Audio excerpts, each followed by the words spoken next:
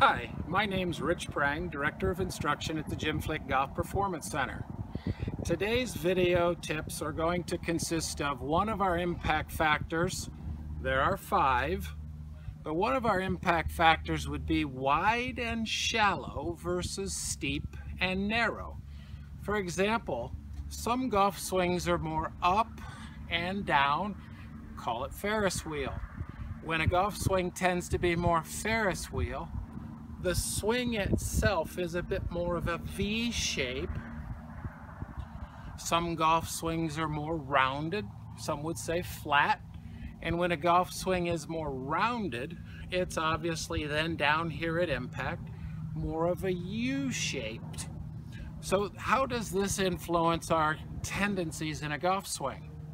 We're going to discuss how V-shape, you're probably a little bit better with the irons and not quite as consistent with a driver. Whereas if it's U-shaped, you're a little more consistent with the driver as opposed to iron play or shots off the ground. Let's envision when we address the golf ball relative to our target line, outside the toe of the club, we have a wall represented by my orange alignment sticks. Some backswings travel very relative to that wall, and there's not much room between where the club is and our initial target line. Other backswings work much further away from the wall or more rounded in the backswing.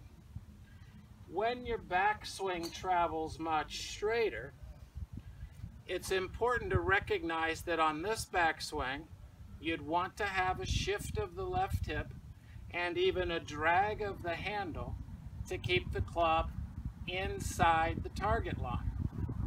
But if we were to make a backswing where the club moves a long way away from our target line, it has to be a release where we throw the club back out in front. And I can throw it back out in front of me, and it still is inside the target line.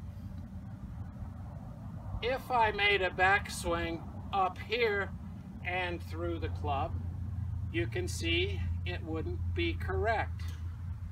Conversely, if I'm a long way from the wall and I have a bump and a pull, the club is actually moving further away from the wall rather than getting back out in front. So let's review. If you tend to have a backswing that is very straight, you would tend to then want to have a bump of the left side and even some drag of the handle before we release the club. If you have a backswing that is much more rounded or farther away from the wall, you'd almost want to feel like you're throwing that head back out in front of you to release the club in the through side. If you have any questions, please give the Jim Flick Golf Performance Center a call at 480-595-4280. Have a great holiday season. Thank you.